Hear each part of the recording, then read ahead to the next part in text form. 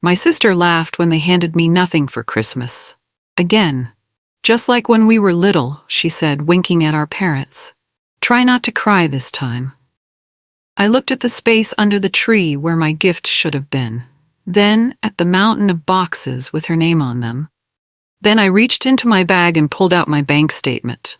The one with 6 figures on it. My name is Jordan Hayes. I'm 32 years old. Lead systems engineer at a renewable energy company in New York. But to my family, I was still the invisible daughter who couldn't compete with my perfect younger sister. We hadn't spoken in 7 years. Not since the night I walked out and never looked back. So when my phone lit up that November evening, I almost didn't answer. Aunt Maya flashed on the screen. Jordan, she said carefully, your parents want you to come home for Christmas. I stared out at the New York skyline. After 7 years? Why now? She hesitated.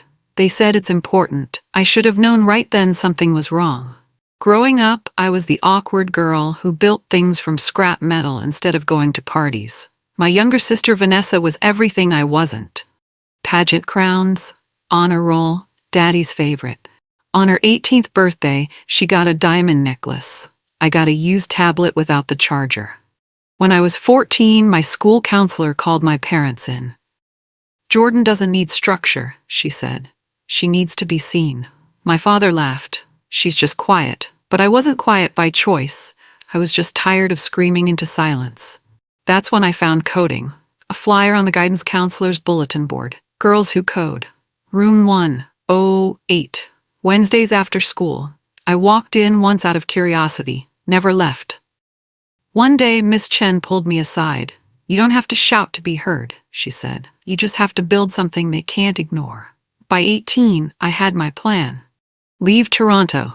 Design my future. Never look back. Vanessa had already been accepted to a marketing program in London, fully funded by our parents. Then came Christmas dinner 2017. My dad raised his glass to Vanessa, off to London to make her mark on the world. Applause around the table. My mother smiled. Jordan's considering some sort of tech path. We'll see how that goes. Uncle Raymond laughed. There's always IT support. My office needs help with the printers. The whole table laughed, even my parents, but I didn't laugh. I'd already been accepted with a full scholarship to one of the best computer science programs in New York. Tuition, housing, living costs, all covered. I left 3 days later, packed my car at 4 a.m. while they slept, left a note on the kitchen counter. I'm making my mark, just not here. I worked nights at a noodle bar. Graduated top of my class. Joined a climate tech startup straight out of school. By 2021, I was leading a $30 million smart grid project. The signing bonus alone was enough for a down payment on a condo in Brooklyn. 2 bedrooms, exposed brick, 10 minutes from my office. This past December, I threw a housewarming party. My friend Ava raised her glass to Jordan, the girl they overlooked until she rewired the damn world. I smiled, but part of me was already somewhere else. Counting down the days until I fly back to Toronto. Not as the girl they dismissed, but as someone who'd built her life on her own terms. And I wanted them to see it. The week before Christmas, I took time off work. Wrapped thoughtful gifts in clean, minimalist paper. Boarded a flight to Toronto. The house looked smaller than I remembered. Paint faded, gutters sagging, dead grass poking through patches of snow. I rang the doorbell. The door opened. Jordan. My mother blinked. You actually came. A stiff hug that lasted half a second. You look successful, she said, eyeing my coat. Inside, everything smelled the same. Lemon polish and that ancient bowl of cinnamon potpourri that hadn't moved since I was 12. The living room was packed. Conversation stopped as heads turned. Well, look who made time for us, someone muttered. Is that Burberry? Another whispered. Then Vanessa appeared, hand in hand with a man I'd never met. Everyone, meet James, she announced. My fiancé. She placed a hand on her belly. And yes, we're expecting. The room erupted in applause. Congratulations, I said quietly. She smirked. Still doing that computer thing? I am. Her smile widened. That's sweet. Good for you. At dinner, they seated me at the edge of the table, right by the swinging kitchen door. Vanessa owned the center. "This brand is going to change everything," she declared. "We just need a little capital to launch properly." "How much?" Dad asked. "About $250,000 to get through the first quarter." I nearly choked on my wine. Classic influencer fantasy. No business plan, just vibes and a mood board. "We'll find a way," Mom said, clutching Vanessa's hand. "Family supports each other." I said nothing, but I caught my mother glancing at me. Just once. Testing. After dinner, Mom handed me a fleece blanket and pointed to an air mattress in the den. "The guest room's full," she said. "You don't mind, do you?" "Not at all," I replied. Christmas morning, Vanessa and James rushed downstairs like kids. Gifts towered under the tree. They tore into mine first. Cashmere scarf for Mom, leather wallet for Dad, rare whiskey for Uncle Dave. "Jordan, these are beautiful," Mom whispered. Then it was my turn. I looked under the tree. Nothing, not even a card. Mom gasped. Theatrical shock. "Jordan, we completely forgot." Vanessa burst into laughter, just like when we were little. She winked at our parents. "Try not to cry this time. You're grown now." The room went silent, waiting for me to break. Instead, I smiled and pulled out my car keys. "Before I continue, drop a comment and tell me what you would have done in this situation. Have you ever been the overlooked kid? Let me know." "I should get going," I said, standing. Mom blinked. "What? You just got here. Early flight back to New York. Work." Vanessa laughed. "On Christmas? What kind of job makes you work on Christmas?" "The kind that pays me very well." I reached into my bag and pulled out a sleek silver keychain. The metal glinted under the chandelier lights. Mom squinted. "What's that?" "Keys," I said. "To my new condo. I closed last week." The room went dead silent. Dad leaned forward. "Did you buy a property?" 2-bed, 2-bath. Brooklyn. Block from my office. I took a sip of water, let it hang. My firm just licensed an energy optimization platform I developed. A major utility company rolled it out nationwide. Mom's voice cracked. "How much did they pay you?" I shrugged. "The bonus was about $150,000 after taxes." You could have heard a pin drop. Vanessa's eyes darted to James. Dad stared at me like I'd announced I was royalty. $150,000? Mom echoed. "For software? That's just the bonus. My base salary's been 6 figures for years." The air shifted. Mom stood abruptly. Her voice dripped honey. "Sweetheart, why didn't you tell us? We're so proud of you." Dad grinned. "Did you hear that, Vanessa? Your sister works with Fortune 500 companies." Vanessa's jaw tightened. James whispered something only she could hear. Mom scooted closer to me. "Tell us about this condo. How many square feet?" "About 1,200. "We should visit," Mom said warmly. "Family should stay close, right?" I nearly laughed. Family? After 7 years of silence? "Actually," I said, standing, "I really do need to catch that flight." Mom grabbed my arm. "You just got here. Stay a few more days." Dad nodded eagerly. "We haven't even had time to celebrate your success properly." "I'll visit another time," I said, pulling my arm free gently. As I packed upstairs, I heard urgent whispers from the kitchen. Hushed, frantic. When I came back down with my suitcase, they were waiting in the foyer. Big smiles plastered across their faces. "Before you leave," Dad said, stepping forward, "we wanted to discuss something important." His tone was serious, almost formal. Mom nodded. "As a family," Vanessa smiled. "It's actually an opportunity for everyone." I set down my suitcase. "I'm building a lifestyle brand," Vanessa continued. "Sustainable fashion. Ethical production. Very now." She pulled out her phone, swiping through a half-finished Instagram page. "The market's perfect. Timing's perfect. I just need capital to scale properly." I waited. She looked me dead in the eye. 200,000. To get through the first quarter. She said it like she was offering me a favor. "With your bonuses, it's really nothing, right?" I looked at them. My parents gave me a used tablet without the charger while Vanessa got diamonds.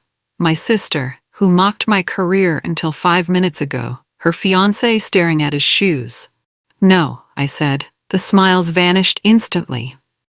"What do you mean, no?" Mom's voice went sharp. "I mean, I'm not giving you money." "But we're family," Dad protested. I folded my arms. Where was that family when I worked part-time at 17 while Vanessa got driving lessons and designer bags? That was different, Mom stammered. We didn't have extra money then. You had it for Vanessa. Silence. No one denied it this time. Mom's face hardened. Vanessa showed promise. We invested where it made sense. And I didn't? She looked away. I picked up my suitcase. You ungrateful brat. Vanessa suddenly screamed. After everything this family has done for you. I stopped, turned back slowly. You want to know the worst part? My voice was calm, ice cold. It's not that you forgot my gift, or that you mocked my career until you needed money. I looked at Mom, then Dad, then Vanessa. It's that even now, standing here with proof that I built something real, you still don't see me. Mom's face went white. You just see a bank account. I opened the door. I spent 17 years begging to matter in this house, and you're still making me invisible. I stepped outside, then I stopped, turned around one more time. Actually, there's something else.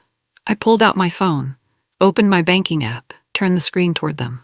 See this? I said. My savings account, $432,000. Their eyes went wide. That's not even counting my investment portfolio or the equity in my condo. I let that sink in. You know what's funny? I came here thinking maybe, just maybe, if you saw what I'd built, you'd finally be proud of me. Not because of the money, because I did it on my own. I looked at each of them. But you're not proud. You're just calculating what you can get from me. Dad opened his mouth. I held up my hand. Here's what's going to happen. I'm going to walk out that door. I'm going to block all of your numbers. And I'm never coming back. But before I do, I want you to know something. I looked directly at Vanessa. I hope Madison grows up knowing she matters. I hope you tell her she's smart when she builds things. I hope you see her when she's quiet. I hope you never make her beg for your attention. Vanessa's face crumpled. Because I know what it's like to grow up invisible, and I wouldn't wish that on anyone. I looked at my parents. Especially not your granddaughter. Then I walked to my car. They followed me to the driveway, shouting, Mom yelling. Dad is adding to the noise. Vanessa is crying theatrical sobs. I opened my car door, looked back one last time. Merry Christmas, I said. Then I drove away. By the time I hit the highway, my phone started buzzing. Calls, texts, guilt paragraphs. I stopped at a gas station and blocked every single one. Back in Brooklyn, I poured wine and stood on my balcony, watching the city glow below. Ava texted. Heard what went down? Want me to fly up there and throat punch someone? I smiled. No need. This is the best gift they've ever given me. Clarity. That night I slept better than I had in years. By morning, the messages flooded in. Not from Mom or Vanessa, from distant cousins, aunts I barely remembered, family friends I hadn't seen in a decade. How could you turn your back on family? Vanessa just needs help launching her dream. You're being cruel and heartless. I blocked every single one, except Aunt Maya. She called that evening. Jordan, she sighed. Your mom's telling everyone you're rich and selfish now? I sipped my coffee. Sounds like she finally noticed I exist. She's saying you've forgotten where you came from. I laughed. God forbid they admit the daughter they dismissed actually made something of herself. Maya's voice softened. For what it's worth, I'm proud of you. I always have been. That means everything, I said. You're the only one I care to keep. Are you really okay cutting everyone else off? I paused. Maya, I said gently. I cut them off 7 years ago. They just didn't notice until I had money. That evening I met my friends at our usual wine bar. Velvet seats, flickering candles, jazz humming low in the background. I told them everything. Good riddance, someone said. That kind of energy rots you from the inside. Will you miss them? Another asked. I thought about it. No, I said. I've been mourning the version of family I never actually had. Now I'm just closing the book. I lifted my glass. To chosen family, they echoed. My phone buzzed with another unknown number. I flipped it face down without looking. Here's what happened next. A month later, I got a certified letter from my parents' lawyer. They were suing me for elder financial support, claiming I had a legal obligation to help them now that I was successful. I called my attorney. She laughed. They have no case, but we'll bury them in paperwork if they want to play. 2 weeks after that, Vanessa posted on social media a long essay about how I'd abandoned my family in their time of need, how money had changed me, how I'd turned my back on my pregnant sister and aging parents. The comments were split. Half called me heartless, half called her out for only caring now that I had money. I didn't respond, didn't comment, didn't engage, but my friends did, and the truth came out. Screenshots of old family photos where my gifts were clearly afterthoughts, testimony from people who'd watched me be dismissed for years. The narrative shifted. Fast. Within a week, Vanessa deleted the post. 3 months later, Maya called. Your parents want to apologize. They want to make things right. What changed? I asked. She hesitated. Vanessa's brand failed. James left. They need help with Madison. I took a deep breath. Tell them I hope they figure it out. But I'm not their solution. Maya was quiet for a moment. You're really done, aren't you? I am, I said. And for the first time in my life, I feel free. 6 months after that Christmas, I met someone, Ethan, a freelance designer with kind eyes and a quiet strength. He understood boundaries and the grief of walking away from people who never saw you clearly.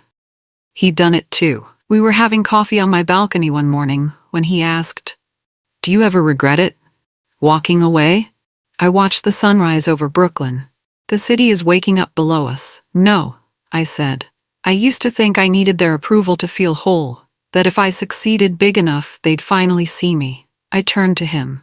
But standing in that driveway, watching them scream, I realized something. I didn't come home to prove I mattered. I came home to prove to myself that I didn't need them anymore. And that's when I finally became free. He squeezed my hand. Last week, I got promoted to head of engineering. Top-tier salary, equity package, full autonomy over my team. My boss raised a glass at the announcement dinner. You earned this. We toasted with champagne. That night, I got a text from an unknown number. It's Vanessa. I know you blocked me, but I wanted you to know Madison's first word was, Mama. I thought about you, about what you said. I'm trying to be better. I stared at the message for a long time. Then I typed back, I'm glad. She deserves that. I didn't unblock the number, but I didn't delete the message either, because maybe, just maybe, something I said made a difference. Not for me, for Madison.